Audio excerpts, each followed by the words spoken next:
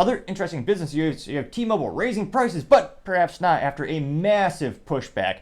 Now, T-Mobile said they claimed that they were originally going to be switching some of their customers to, quote, older unlimited plans to more expensive ones unless they choose to opt out by calling customer service. Which is pretty BS if you ask me. It's one of those things where a lot of companies, very similar to refunds and situations in which you're putting the burden of effort on the customer. They know, statistically speaking, most people will not take the effort to complete that action, so it'll be better fiscally for the company. It's ridiculous to say the least. It's prudent for the company fiscally speaking, but I think a lot of people, it's just a gut check, didn't feel right when it came to this instance. And for most of my life, T-Mobile, in terms of market representation and their whole business philosophy, they used to be the antithesis of the big dogs like AT&T and Verizon, who had the hugest market share. I mean, they even have sports ball stadiums named after them. Now, T-Mobile is always a little bit smaller, more aggressive. They really were very proud of the fact that they wouldn't lock you into these long contracts, very similar to Virgin Mobile as well, which would be one of Richard Branson's many companies. Now, having them putting the burden on having to call customer service, let me know. When's the last time you willingly called customer service and you look forward to it? Most people would rather go to buy a car or go to the dentist. You know you're going to be put on hold for what, 5, 10, 20 minutes, and maybe you'll reach a human, and then maybe you'll be able to understand them depending on where you're from and what your dialect is. That could be a real issue. Now, they also continue to say that the second largest U.S. wireless company, again, that was partially because they did acquire Sprint. So that's, people wonder how T-Mobile got really big all of a sudden. It was a long growth rate, but they also did buy out Sprint. Now, they also say that the wireless company says the new rates would include a monthly $10 per line increase. And they will offer, quote unquote, enhanced features or additional services, unquote. Oh boy. Let's be honest, do you really give a damn? Pardon the French, but when it comes to a lot of things in life where, with the right marketing, I think you could perhaps make anything not a commodity or not seem like a commodity. But with telecommunications and your cell phone plans, really the most important thing is, do you have reception? A fun business fact, these companies really don't own the cell towers. A lot of them is actually a separate business, and they all buy out basically usage percentages. So they'll bid and they'll actually place bids for how much usage they get per cell tower, which is owned by a third party.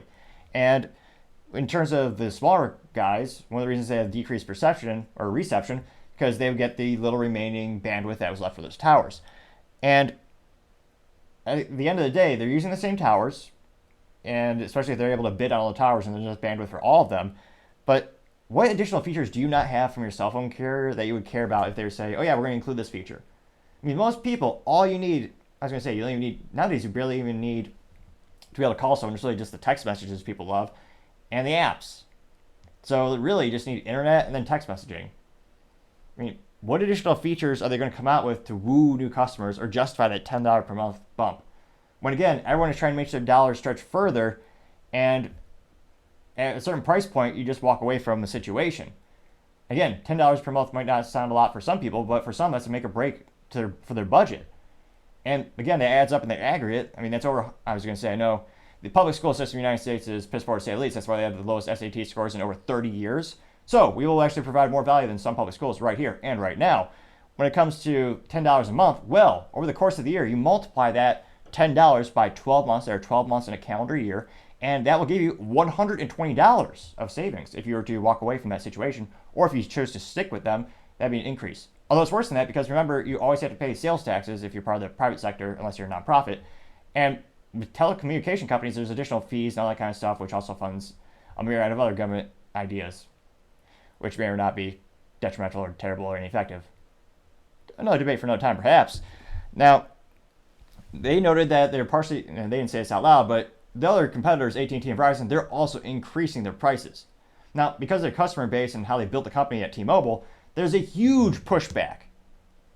People are going and raving on social media, which is fascinating because a lot of companies are raising prices. You have Netflix, and barely anyone seems to care. They just pay more for less and less content.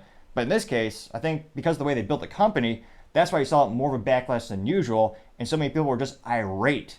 Because they built themselves up being the smaller company, having a better ROI with a lower price point, and if you wanted to have the highest prices and perhaps a little bit better features, arguably, you would go with one of the larger telecom companies. So it'll be interesting to see this. They say they're going to pause it after this huge massive pushback, but T-Mobile is changing. For the first time ever, they put money aside so they can pay dividends, which, again, that puts them in a whole separate stock category. More people are going to invest in that company for that reason alone, and more people are going to hold on to the stock for that reason alone, which there's a debate on whether it's best for the company to reinvest the profits right back in the business or to reward the shareholders who are taking the risk to invest in your company. Another debate for another time perhaps, but that is a transformational moment for the company to move in that business direction.